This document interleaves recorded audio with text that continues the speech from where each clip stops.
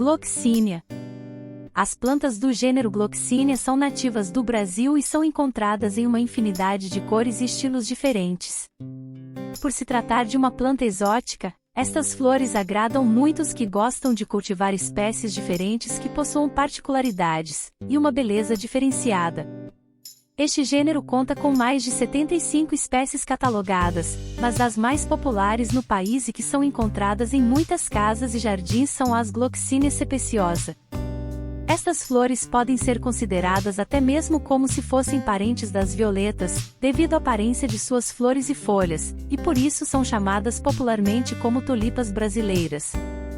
Para que as espécies contidas no gênero Gloxinia cresçam de forma vigorosa é necessário que contêm com alguns cuidados quanto à luminosidade que recebem.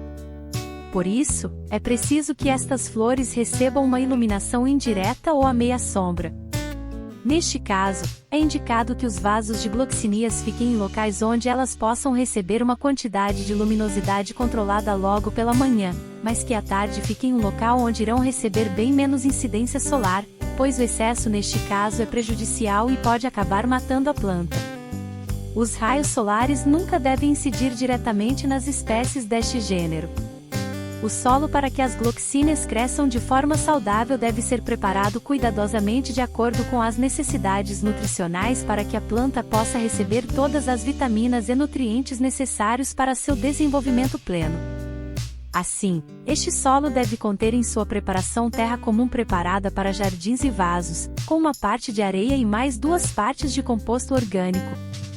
Este composto pode ser uma mistura de folhas secas, palha, gravetos e outros itens que possam garantir propriedades de valor para a planta. Além disso, também é indicado que se utilize uma parte de farinha de ossos. As regas para as Gloxinias devem ser feitas em períodos específicos para que não ocorra o excesso de água nas raízes e solo. Portanto, o mais indicado para evitar eventuais problemas é que a rega seja feita cerca de 2 vezes por semana no máximo, sempre observando como o solo se comporta. É imprescindível que o solo não fique totalmente seco, pois isso pode prejudicar o desenvolvimento da planta. Mas também é necessário cuidado com a quantidade de água que é colocada nestas regas, pois caso seja feita de uma forma exagerada, a água pode apodrecer as raízes da planta.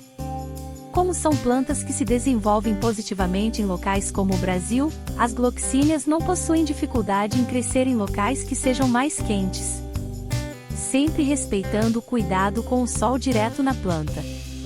Quando são plantadas e cuidadas em condições específicas, se desenvolvem mais facilmente. Portanto, o ideal é que a planta fique em uma área entre 24 a 25 graus Celsius para seu crescimento, o limite é 18 graus Celsius, pois abaixo disso o crescimento ocorre mais lentamente. A umidade do ar ideal para estas plantas é entre 60% e 80%. Pode ser escolhido um adubo animal, tanto de aves, como de gado, que deverá ser misturado com humus de minhoca ou outro composto orgânico desejado.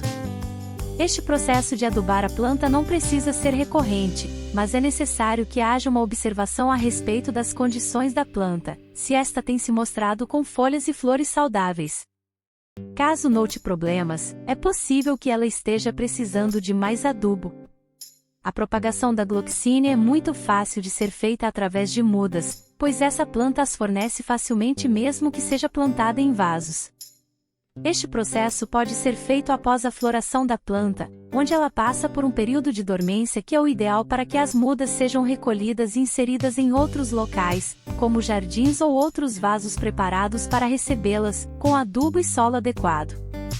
É indicado que isso seja feito após a floração, pois a planta passa por um processo onde busca seus nutrientes nas folhas, que acabam morrendo para que ela entre neste período de dormência.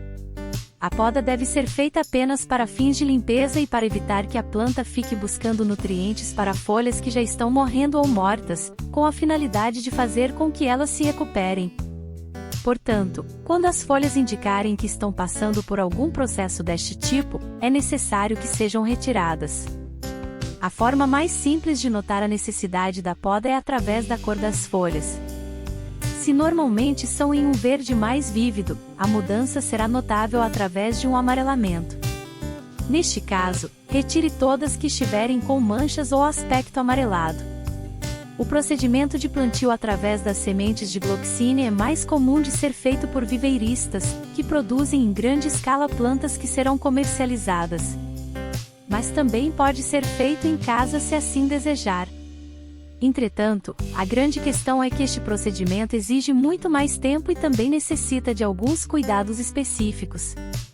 Para cultivar a Gloxine através de sementes é necessário que se tenha uma estufa própria para isso, pois o cultivo desta espécie deve ser totalmente protegido nesta fase de potenciais problemas externos, como patógenos ou então influências do ambiente, como temperatura, umidade e incidência solar.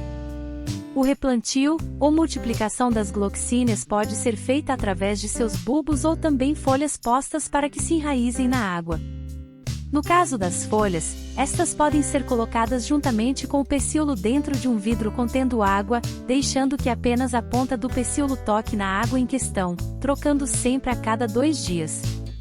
Com o passar dos dias, esta planta irá desenvolver suas raízes, que ficarão aparentes, e assim que este processo tiver sido concluído ela poderá ser plantada novamente em um substrato adequado seguindo todos os procedimentos necessários para o plantio saudável da nova muda.